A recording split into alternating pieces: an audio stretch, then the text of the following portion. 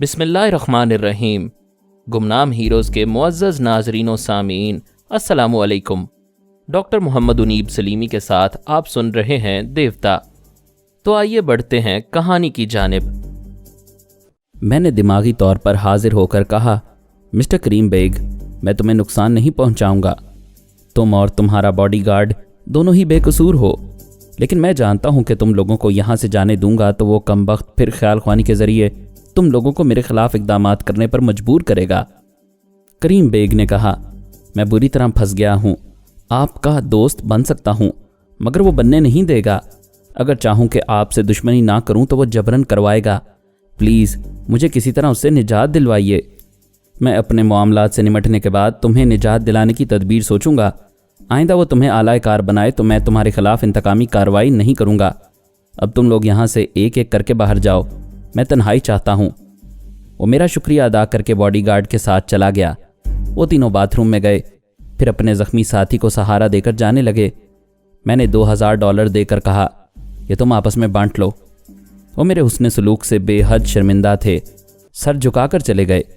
میں نے مائٹی پاشا سے رابطہ قائم کیا، وہ ہوٹل کے باہر موجود تھا۔ اس نے کہا، آپ دوسرے وفاداروں کے پاس پہنچ کر دیکھیں انہوں نے آپ کی مرضی کے مطابق محاذ بنایا ہے یا نہیں۔ میں ان کے پاس جا رہا ہوں، یاد رکھو آئندہ میں دماغ میں آتے ہی کہوں گا مشن فار فرہاد۔ اگر یہ کوڈ ورڈ ادا نہ کیا جائے تو تم فوراً سانس روک لینا۔ میں نے دوسرے وفاداروں کے پاس پہنچ کر یہی کوڈ ورڈز مقرر کیے۔ ان میں سے ایک نے کہا، 2 شخص ہوٹل کے بار کاؤنٹر پر ہیں، مجھے ان پر شبہ ہے۔ وہ بار بار گھڑی دیکھ رہے تھے۔ پھر جیسے ہی یہاں کا ایک بہت بڑا سرمایہ دار کریم بیگ اوپری منزلوں سے آیا، ایک شخص اس کے پیچھے چلا گیا، دوسرا ابھی تک بار کاؤنٹر پر ہے۔ میں نے کہا، شاباش، اسی طرح آنکھیں کھلی رکھو، جب تک میں نہ کہوں کسی سے نہ الجھو۔ میں فوراً ہی کریم بیگ کے دماغ میں پہنچا۔ جو شخص اس کا تعاقب کر رہا تھا وہ ہوٹل کے باہر آ کر کہہ رہا تھا، ہیلو مسٹر بیگ، میں وہی ٹیلی پیتھی کا ماسٹر ہوں جو تمہارے دماغ میں آتا ہے۔ ابھی اپنے اس اعلی کار کی زبان سے پوچھ رہا ہوں، تمہارے باڈی گارڈ نے باتھ روم میں جا کر کیوں نہیں دیکھا تھا؟ وہاں فرہاد کا کوئی اور آدمی ہو سکتا ہے۔ کریم بیگ نے کہا، جب تک ہم فرہاد صاحب کے کمرے میں رہے تم یقیناً ہمارے دماغوں میں آتے جاتے رہے تھے۔ تم خیال خوانی کے ذریعے کسی کو بھی باتھ روم میں جھانکنے کے لیے بھیج سکتے تھے۔ وہ ہنستے ہوئے بولا، میں یہ دیکھنے میں محو ہو گیا تھا کہ فرہاد کس طرح میٹھی میٹھی باتیں کر کے تمہارا دل جیت رہا تھا۔ میں یہ اچھی طرح سمجھ گیا ہوں اگر تمہیں ڈھیل دوں گا تو تم اس کے قدموں میں پہنچ جاؤ گے۔ میں تم دونوں میں سے کسی کے ساتھ نہ دوستی چاہتا ہوں نہ دشمنی، خدا کے لیے میرا پیچھا چھوڑ دو۔ تم پیچھا چھوڑنے کی بات کر رہے ہو، میں تو تمہیں موت کی سزا دوں گا۔ فرہاد آسانی سے ہاتھ آ سکتا تھا، اس کمرے سے اس کی لاش نکل سکتی تھی، مگر تمہاری حماقتوں کے باعث وہ مزید کچھ دیر زندہ رہے گا۔ اگر تم سزائے موت سے بچنا چاہتے ہو تو اسے آج رات کسی طرح ٹھکانے لگا دو، ورنہ کل صبح تم ٹھکانے لگا دیے جاؤ گے۔ وہ جس اعلی کار کی زبان سے بول رہا تھا، میں اس کے دماغ میں چپ چاپ پہنچ کر معلوم کر رہا تھا کہ ان کے کتنے آدمیوں نے ہوٹل کا محاصرہ کر رکھا ہے، کس کے پاس کس قسم کے ہتھیار ہیں۔ میں نے ایک وفادار کو لفٹ کے پاس پہنچایا، وہاں میرے 4 دشمن تھے۔ وہ جانتے تھے کہ میں کمرے سے نکل کر لفٹ کے ذریعے ہی نیچے جاؤں گا۔ میرے وفادار نے ایک شخص کے پاس جا کر سخت لہجے میں کہا، کمرہ نمبر 210 سے روم سروس کو کال کیا جا رہا ہے، تم کیسے ویٹر ہو جو یہاں بیٹھ کر ہٹ حرامی کر رہے ہو؟ وہ بھڑک کر بولا، ابے ویٹر ہوگا تیرا باپ، کیا میں تجھے ہوٹل کا ملازم دکھائی دیتا ہوں؟ میں نے بولنے والے کے دماغ پر قبضہ جما لیا۔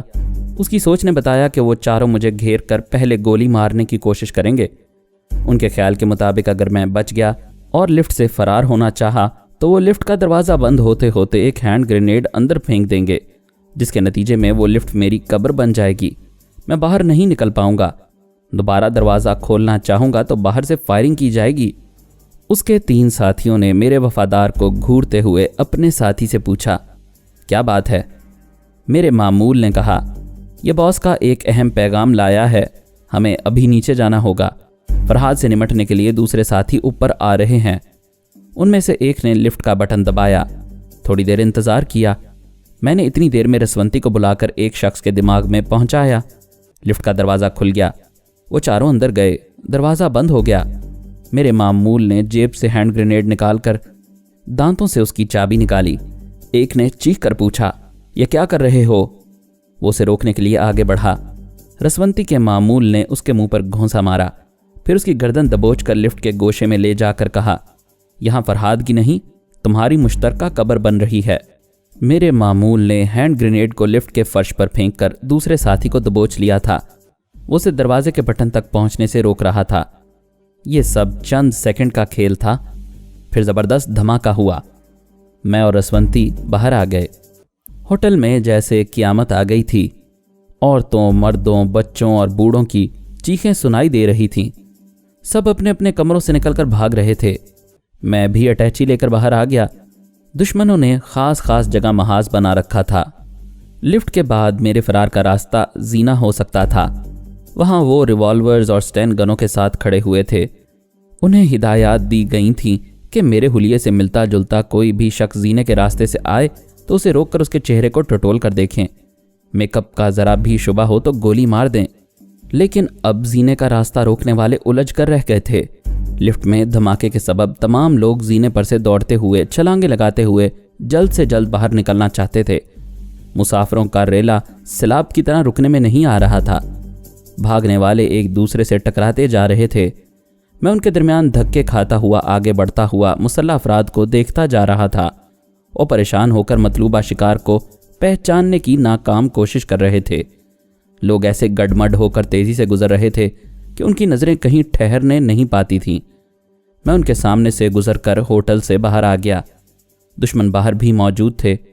ہوٹل کا عملہ مسافروں کو روکنے اور سمجھانے کی کوشش کر رہا تھا، لیکن سب پر دہشت طاری تھی۔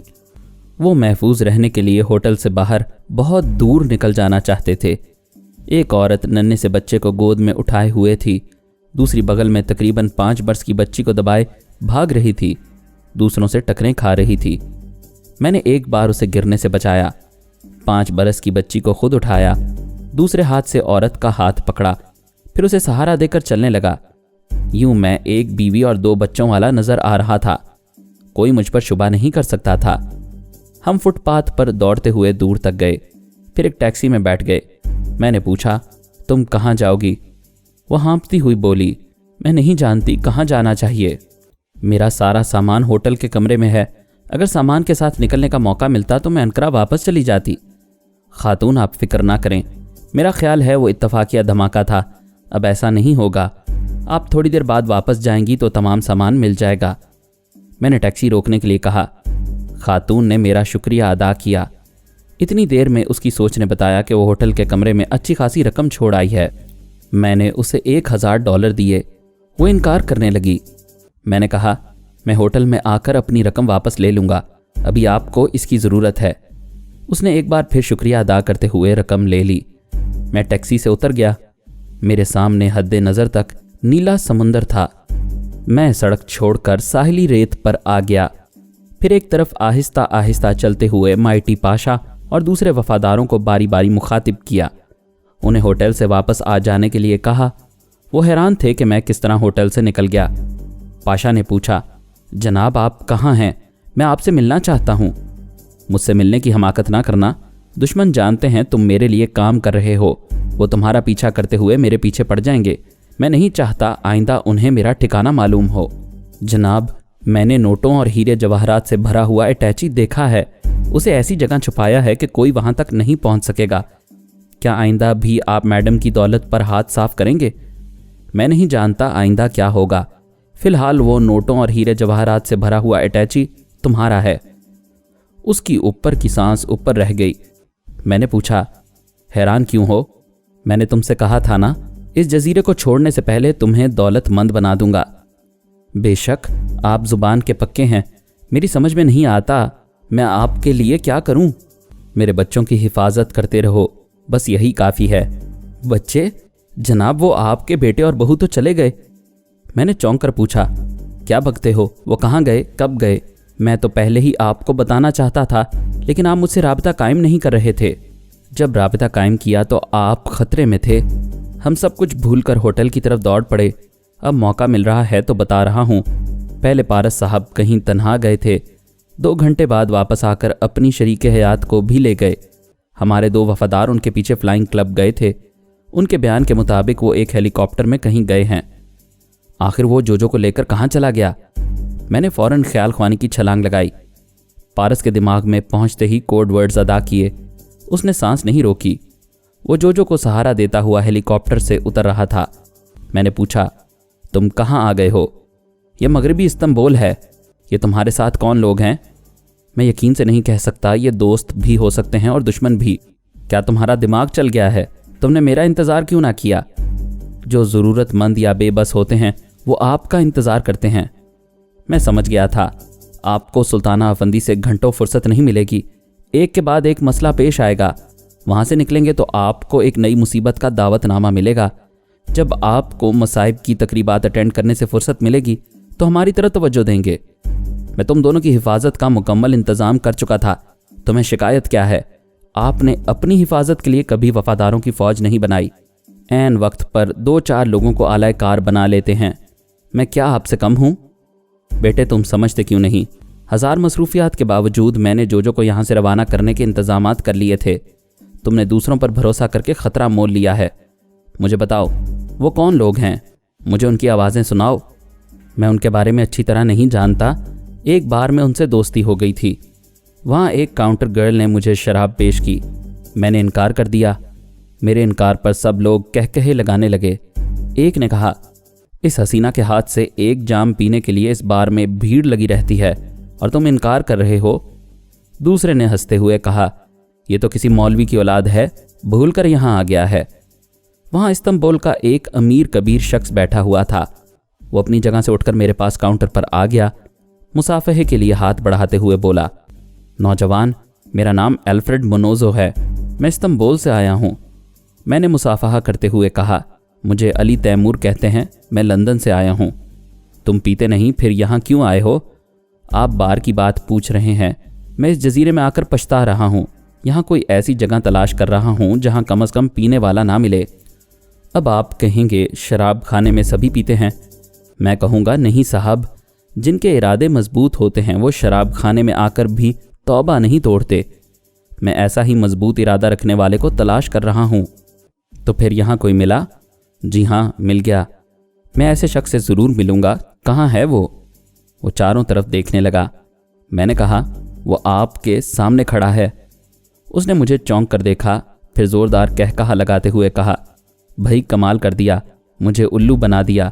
میں بھی کیسا احمق ہوں، آنکھوں سے دیکھ چکا تھا کہ تم نے حسینہ کا جام ٹھکرا دیا، پھر بھی میں پوچھ رہا ہوں کہ وہ مضبوط ارادے والا کون ہے؟ نان سینس، تم مجھے نان سینس کہو۔ پینے کے دوران کوئی سینس میں نہیں رہتا، مجھے صرف آپ کو نہیں سب کو نان سینس کہنا چاہیے۔ ارے واہ، کیا بات سے بات مارتے ہو، مزہ آ گیا۔ مجھے کمپنی دو گے؟ میں نے دوستی کر لی۔ باتوں باتوں میں پتہ چلا وہ 2 گھنٹے بعد اپنے ہیلی کاپٹر میں پہلے استنبول جائے گا، وہاں سے ایک چارٹرڈ طیارے میں پھر پیرس اور پھر لندن جائے گا۔ میں نے کہا، میں اپنی وائف کے ساتھ جانا چاہتا ہوں، کیا ہیلی کاپٹر اور طیارے میں ہمارے لیے گنجائش ہوگی؟ تم گنجائش کی بات کرتے ہو، میں تو تمہارے ساتھ بہت اچھا وقت گزار لوں گا، لیکن جزیرے سے باہر جانے کے سلسلے میں ہمارے پاس ضروری کاغذات اور پاسپورٹ نہیں ہیں۔ پھر یہاں کیسے آئے؟ یوں سمجھ لیں آسمان سے ٹپک گئے۔ اس نے ہنستے ہوئے کہا، بہت سے لوگ سمندری راستے سے یہاں چھپ کر آتے ہیں۔ یہاں سے استنبول جانے کے لیے صرف ایک فارم پر کرنا ہوگا، یہ کام میں کر دوں گا، لیکن پاسپورٹ کے بغیر استنبول سے لندن نہیں جا سکو گے۔ میں وائف کے ساتھ استنبول پہنچ جاؤں گا، یہی کافی ہے۔ وہ راضی ہو گیا۔ میں نے 1 گھنٹے بعد فلائنگ کلب پہنچنے کا وعدہ کیا اور رخصت ہو گیا۔ اس کی نظروں سے اوجھل ہو جانے کے بعد میں نے اس کا تعاقب کیا۔ اس نے ایک ہوٹل میں قیام کیا تھا۔ میں نے ہوٹل کے ایک ملازم کو $100 دیے۔ اس نے کہا، یہ الفریڈ منوزو صاحب بہت اچھا دل والا ہے، اپنے ایک سیکریٹری اور 2 باڈی گارڈز کے ساتھ یہاں آیا ہے۔ جب بھی جزیرے میں آتا ہے ہمارے ہوٹل میں ٹھہرتا ہے، شراب پیتا ہے، خوب عیاشی کرتا ہے، پھر چلا جاتا ہے۔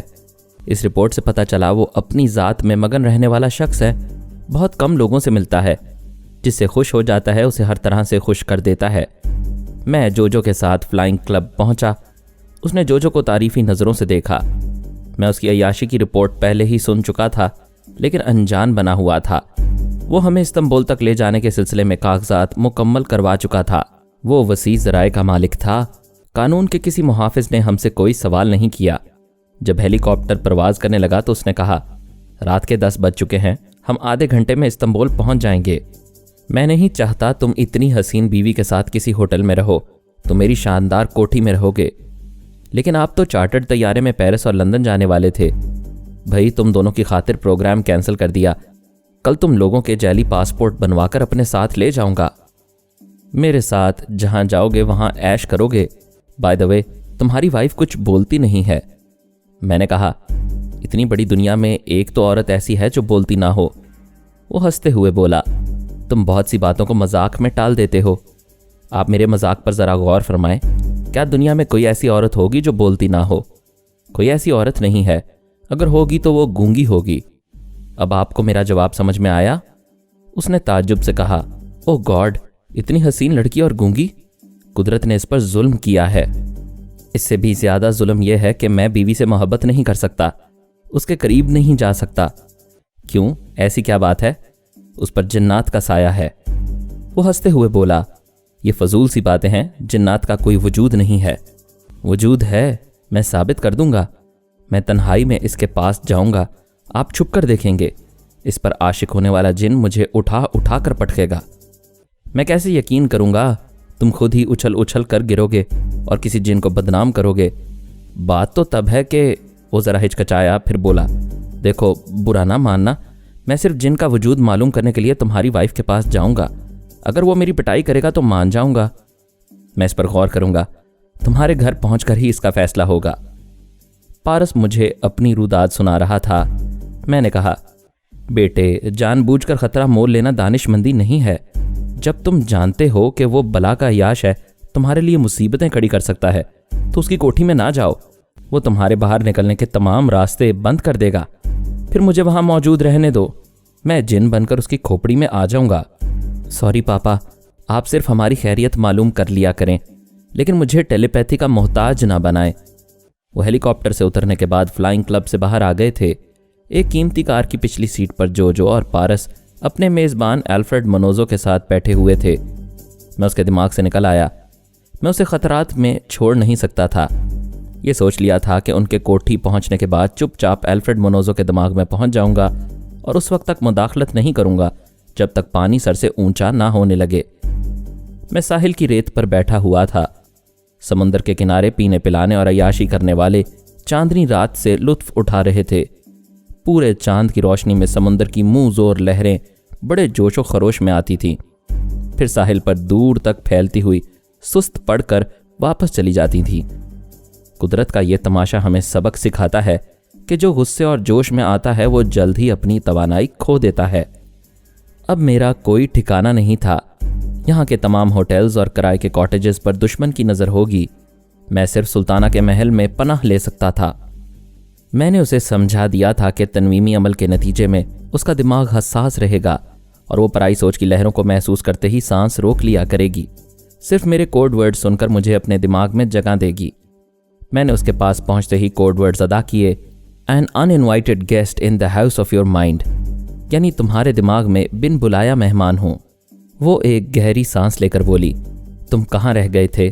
میں پیرس جانے کی تیاری مکمل کر چکی ہوں، محل سے نکلنے ہی والی ہوں، اب کہیں جانے کی ضرورت نہیں ہے، تم محل میں رہو، میں تمہارے پاس آنا چاہتا ہوں۔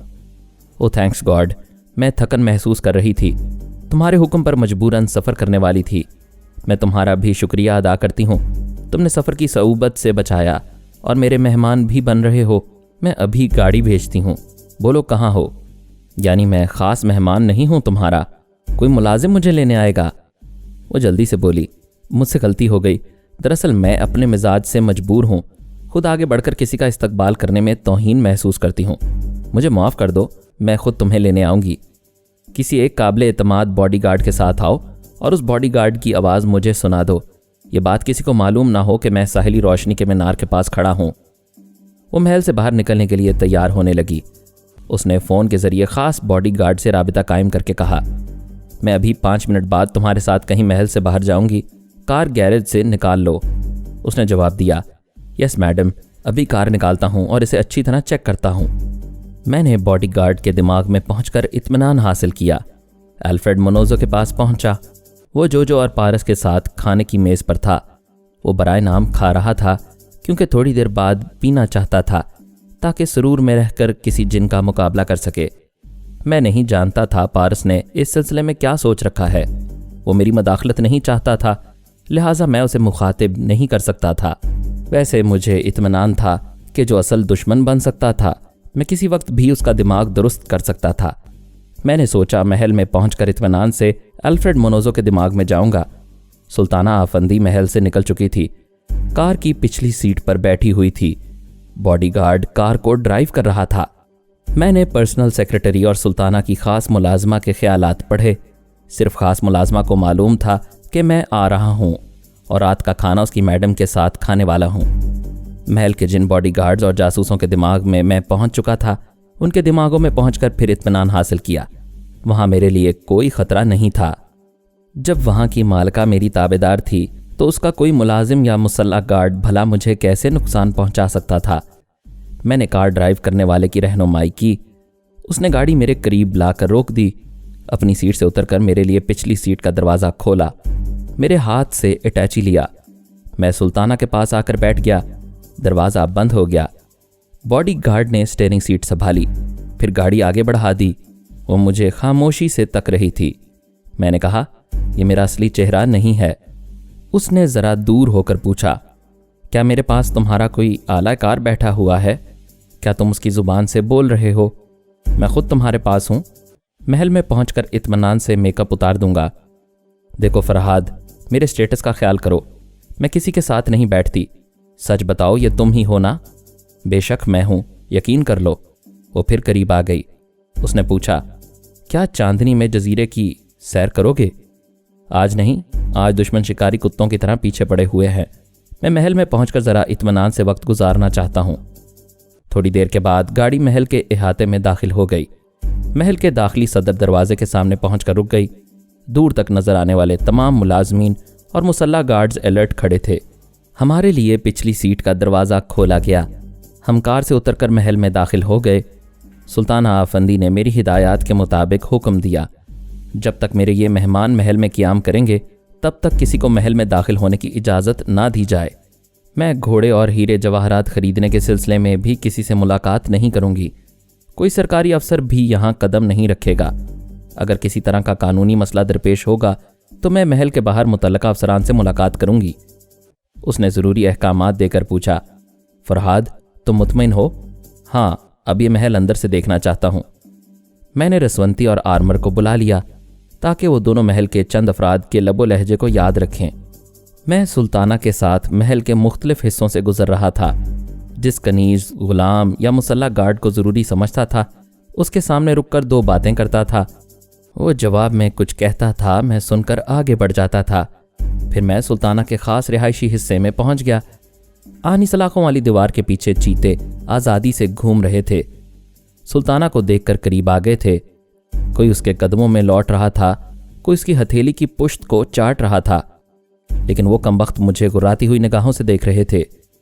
رسونتی نے کہا، مجھے ڈر لگ رہا ہے، کیا تم محل کے دوسرے حصے میں نہیں رہ سکتے؟ میں نے یہاں آنے سے پہلے ہی معلوم کر لیا تھا، تمام شیروں کے دانت نکال دیے گئے ہیں اور تمام ناخن تراش دیے گئے ہیں۔ یہ پنجہ مار کر میرے جسم کا گوشت نہیں نوچ سکتے اور نہ ہی مجھے منہ میں بھر کر چبا سکتے ہیں، البتہ میری مخالفت میں لڑتے وقت بھرپور قوت کا مظاہرہ کر سکتے ہیں۔ ایسا وقت آئے گا تو دیکھا جائے گا۔ اب تم آرام کرو، رات زیادہ ہو گئی ہے۔ وہ چلی گئی۔ میں سلطانہ کے ساتھ اس کی شاہانہ طرز کی خوابگاہ میں داخل ہوا۔ چاروں طرف گھوم گھوم کر دیکھنے لگا۔ اس کا خیال تھا کہ میں زندگی میں پہلی بار اتنی خوبصورت اور مہنگی خوابگاہ دیکھ رہا ہوں۔ وہ فخریہ انداز میں مسکرا رہی تھی۔ ادھر میں ایک ایک چیز کا جائزہ لے رہا تھا اور سمجھنا چاہتا تھا کہ خدا نخواستہ برا وقت آیا تو کتنی چیزوں کو ڈھال کے طور پر استعمال کر سکوں گا۔ وہ مسکراتے ہوئے بولی، میرے محل کی ایک ایک چیز کو دیکھو اور معلوم کرو کہ وہ چیز کس ملک سے آئی ہے اور کس طرح حاصل کی گئی ہے، تو تمام معلومات حاصل کرنے میں ہفتوں لگ جائیں گے۔ فی الحال بھوک لگ رہی ہے۔ میں چاہتی ہوں تم جلدی سے میک اپ اتارو، غسل کرو، پھر ہم ڈرائنگ روم میں جائیں گے۔ میں شام کو ہوٹل میں غسل کرنا چاہتا تھا۔ وہاں بے ہوش کرنے والی گیس چھوڑی گئی تھی۔ غسل ادھورا رہ گیا تھا۔ میں نے اٹیچی سے لباس نکالا، پھر پوچھا، غسل خانہ کہاں ہے؟ وہ بولی، یہاں میرے سنگھار میز پر میک اپ اتارنے کا سامان موجود ہے اور ادھر غسل خانہ ہے۔ میں تمہارا اصلی چہرہ دیکھنے کے لیے بےتاب ہوں۔ میں سنگھار میز کے پاس آیا، آئینے کے سامنے بیٹھ کر میک اپ اتارنے لگا۔ وہ مجھے غور سے دیکھ رہی تھی۔ میں نے پوچھا، جو چہرہ تمہارے سامنے آئے گا اسے تم فرہاد کیسے تسلیم کرو گی؟ اس نے اپنے میز کی دراز سے میری ایک بڑے سائز کی تصویر نکالی، پھر اسے دکھاتے ہوئے کہا، یہ تم ہی ہو نا؟ میں نے حیرانی سے پوچھا، یہ تصویر کہاں سے آئی؟ تمہاری سوچ نے بتایا تھا کہ تم نے آج تک میری تصویر بھی نہیں دیکھی ہے، پھر یہ کہاں سے آ گئی؟ اس نے کہا، تعجب ہے، یہ تم نے ہی آج شام بھیجی تھی۔ میں اٹھ کر کھڑا ہو گیا تھا، میرا میک اپ اتر گیا تھا۔ یہ نیا معاملہ مجھے پریشان کر رہا تھا۔ میں نے پوچھا، کس نے تمہیں یہ تصویر لا کر دی؟ میری خاص ملازمہ لائی تھی۔ میں نے ملازمہ کے دماغ میں چھلانگ لگائی۔ اس کی سوچ نے بتایا، محل کے احاطے کے مین گیٹ پر چیک پوسٹ ہے، وہاں مسلح گارڈز آنے جانے والوں کو چیک کرتے ہیں۔ جو سامان محل میں آتا ہے اسے بھی اچھی طرح دیکھنے کے بعد محل کے اندر جانے دیتے ہیں۔ کسی نے میری تصویر بھی یہ کہہ کر دی تھی کہ اسے فرہاد صاحب نے میڈم کے لیے بھیجا ہے۔ چونکہ ایک تصویر سے کسی کو نقصان نہیں پہنچ سکتا تھا، اس لیے اسے میڈم تک پہنچا دیا گیا تھا۔ سوال یہ پیدا ہوتا تھا، کسی نے میری تصویر سلطانہ کے پاس کیوں بھیجی؟ کیا اس لیے کہ میک اپ اتارنے کے بعد سلطانہ میرا اصلی روپ دیکھ لے؟ لیکن اس کے دیکھ لینے سے کسی دوسرے کا کیا بھلا ہوگا؟ اس کا جواب مشکل نہیں تھا۔ اگر ٹیلی پیتھی جاننے والے دشمن کو سلطانہ کے دماغ میں جگہ مل جاتی تو اسے یقین ہو جاتا کہ فرہاد محل میں ہے، لیکن یہ ممکن نہیں تھا۔ میں نے تنویمی عمل کے ذریعے سلطانہ کے دماغ کو لاک کر دیا تھا۔ مخصوص کوڈ ورڈز کے ذریعے صرف میں ہی اس کے دماغ میں جا سکتا تھا۔ پھر بھی میں نے سلطانہ کو سوالیہ نظروں سے دیکھا، پھر پوچھا، کیا تمہارے دماغ میں کوئی اور آتا ہے؟ نہیں، اور کون آ سکتا ہے؟ میں تو بے اختیار سانس روکنے لگی ہوں۔ جب تم کوڈ ورڈ سناتے ہو تو میں تم سے بولنے لگتی ہوں۔ مجھے اس کی طرف سے اطمینان ہوا، لیکن وہ خیال خوانی کرنے والا شخص کوئی چال چل رہا تھا، اور وہ چال ابھی میری سمجھ میں نہیں آ رہی تھی۔ میں نے کہا، سلطانہ، میں خطرہ محسوس کر رہا ہوں، تم محتاط رہو۔ اپنے اندر کوئی بھی غیر معمولی بات محسوس کرو تو مجھے فوراً آگاہ کرو۔ وہ ایک کرسی پر بیٹھ کر ساکت ہو گئی تھی، ایک سمت خلا میں تک رہی تھی، مجھے نہیں دیکھ رہی تھی، شاید میری بات بھی نہیں سن رہی تھی۔ میں نے آواز دی، سلطانہ تم خاموش کیوں ہو؟ اس نے جواب نہیں دیا، بدستور سکتے کے عالم میں رہی۔ میں نے قریب آ کر جھکتے ہوئے اس کی آنکھوں میں دیکھا، پھر دیکھتے دیکھتے اس کے دماغ میں پہنچنا چاہا۔ اس نے سانس روک لی، مجھے کوڈ ورڈز ادا کرنے کا موقع ہی نہیں دیا۔ میں نے دیکھا، ذرا دیر بعد وہ سانس لے رہی تھی۔ اس بار میں نے اس کی آواز اور لب و لہجے کا سہارا لیا، خیال خوانی کی پرواز کی، پھر بھی بات نہ بنی۔ اس نے سانس روک لی۔ میں نے اس کے دونوں بازوؤں کو تھام لیا، پھر جھنجھوڑتے ہوئے پوچھا، تمہیں کیا ہو گیا ہے؟ مجھے دماغ میں آنے دو، میں تمہارے سامنے موجود ہوں اور زبان سے کوڈ ورڈ سنا رہا ہوں۔ An unwanted guest in the house of your mind۔ دیکھو، میں انہی کوڈ ورڈز کے ساتھ دماغ میں آ رہا ہوں، پلیز سانس نہ روکنا۔ میں نے خیال خوانی کی پرواز کی، کم وقت نے پھر سانس روک لی۔ اس بار اس نے کہا لگایا، پھر بے تحاشا کہے لگاتی چلی گئی۔ اس نے ایک جھٹکے سے اپنے بازو چھڑا لیے، کرسی سے اٹھ کر بدستور ہنستی ہوئی مجھ سے ذرا دور گئی، پھر میری طرف انگلی اٹھائی، جیسے میں کوئی عجوبہ ہوں جسے دیکھ کر ہنسی آ رہی ہو۔ یہ اس کے لیے ہنسنے کا اور میرے لیے خیر منانے کا مقام تھا۔ وہ بات جو میں نے کبھی سوچی بھی نہیں تھی اب ہونے والی تھی۔ وہ کہا لگاتی ہوئی ذرا اور دور گئی، پھر بولی، تم نے حالات کی مناسبت سے نہایت موزوں کوڈ ورڈز کا انتخاب کیا تھا۔ واقعی تم بن بلائے مہمان ہو۔ عموماً ایسے مہمانوں کا انجام شرمناک ہوتا ہے، لیکن تمہارے انجام کی روداد کوئی نہیں لکھ سکے گا، کیونکہ یہاں کوئی دیکھنے والا نہیں ہے۔ صاف سمجھ میں آ گیا، بازی پلٹ گئی تھی۔ وہ میرے تنویمی عمل کے زیر اثر نہیں تھی، اور یہ شدید حیرانی کی بات تھی۔ مگر حیرانی کیوں؟ کیا اب سے پہلے ایسا نہیں ہوا؟ ابھی کچھ عرصہ پہلے کی بات ہے، جب شیبہ زندہ تھی۔ آخری بار عامل اسے ٹرانس میں لا کر معمولہ بنانا چاہتا تھا۔ اس سے پہلے ہی میں نے اور رسونتی نے شیبہ کے دماغ کو اپنی گرفت میں لے لیا تھا۔ رسونتی اس کی زبان سے معمولہ بن کر بولتی رہی تھی، اور عامل اس خوش فہمی میں تھا کہ تنویمی عمل کامیاب ہو رہا ہے۔ اسی طرح میں نے سلطانہ آفندی کو ٹرانس میں لا کر اسے معمولہ بنایا تھا۔ کیا واقعی وہ میری معمولہ بن گئی تھی، یا اس خیال خوانی کرنے والے شخص نے چپ چاپ سلطانہ کے دماغ کو اپنی گرفت میں لے رکھا تھا، اس کی زبان سے خود معمولہ بن کر بولتا رہا تھا، اور یوں مجھے خوش فہمی میں اب تک مبتلا رکھا تھا؟ ایسی ہی کوئی بات تھی جس کی وضاحت ہونے والی تھی۔ میڈم سلطانہ آفندی کے کہے رک گئے تھے، اس کے تیور بدل گئے تھے۔ وہ حقارت سے کہہ رہی تھی، تو نے محل میں میرے غلاموں کے سامنے میری توہین کی، مجھے کتیا کہا، اب دیکھ تیرا انجام کیا ہوتا ہے، تو کتے کی موت مرے گا، ٹائیگر۔ اس کی آواز سنتے ہی خوابگاہ کے باہر سے نر اور مادہ کے غرانے کی آواز سنائی دی۔ وہاں سے فرار کا کوئی راستہ نہیں تھا، اور خوابگاہ کے باہر آہنی سلاخوں والی دیواریں تھیں۔ سلطانہ کا دماغ میرے بس میں نہیں تھا، اور خونخوار درندے ٹیلی پیتھی سے زیر ہونے والے نہیں تھے۔ مزید اقساط سننے کے لیے ہمارے چینل کا سبسکرائبر بنیں اور ساتھ ہی بیل آئیکن کو کلک کریں تاکہ آپ کو ہر آنے والی نئی ویڈیو کی نوٹیفیکیشن ملتی رہے۔ ہماری ویڈیوز کو لائک اور شیئر کریں اور ہمیں اپنی دعاؤں میں یاد رکھیے گا۔ ISI اور پاک آرمی زندہ باد، پاکستان پائندہ باد۔ ہم پھر ملیں گے انشاءاللہ ایک نئی قسط کے ساتھ، تب تک کے لیے اللہ حافظ۔